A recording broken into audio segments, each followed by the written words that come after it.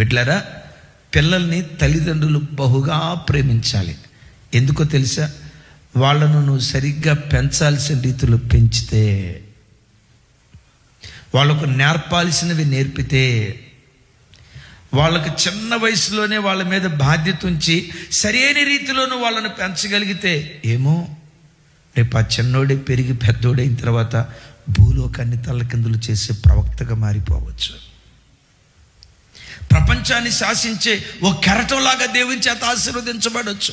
నేనంట, రేపు నీ వృద్ధాప్యం ఒక నెమ్మదిగా, సమాధానంగా, సంతోషంగా, నీ నడి వయసు కానీ నీ వృద్ధాప్యం కానీ సాఫీగా సాగిపోవాలంటే నీ కళ్ళ ముందున్న పసికందులను సరైన రీతిలో పెంచితే నీ ఆశల సౌధం నెరవేర్చబట్టడానికి దేవుడు కృప చూపిస్తాడు.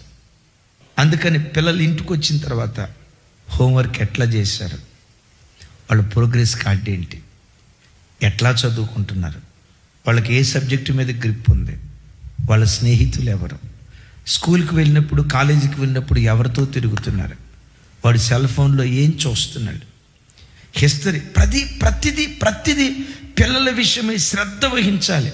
కొంతమంది తల్లిదండ్రులు అమాయకంగా మా పిల్లల కొరకు కష్టపడి ఉద్యోగం చేస్తున్నామండే, ఎంత సంపాదిస్తున్నామండే, 1 కోటి రూపాయలు సంపాదించామండే, 2 కోట్లు సంపాదించామండి. సంపాదించడం తప్పు కాదు.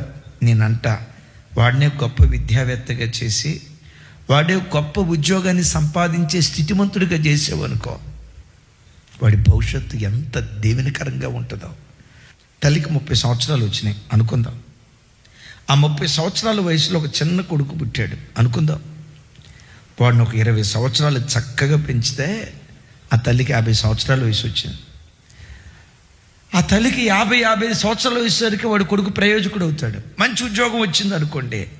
ఒకవేళ దేవుడు ఆ తల్లికి 80 సంవత్సరాల ఆయుష్ ఇచ్చాడు అనుకోండి, 30-40 సంవత్సరాల ఆయుష్ కాలం ఆ పిల్లల ఆశీర్వాదాన్ని కళ్ళారా చూస్తా ఎంత నెమ్మదిగా బ్రతకగలిగిద్దాం.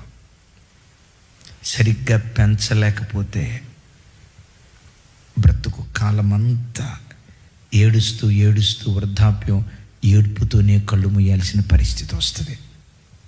విశేషంగా పరపక్షం ముందున్నవాడు సిగ్గుపడినట్లుగా మన పిల్లల్ని పెంచాయా, నాకు ఇచ్చిన పిల్లల్ని ఇలా జాగ్రత్తగా పెంచా, నీ కొరకు పెంచా, నీ మార్గంలో పెంచా అని మన పిల్లల్ని సరిగ్గా పెంచగలిగితే దేవుని ద్వారా ఇహమందు పరమందు మనం బహుమానాన్ని పొందుకుందాం గాక.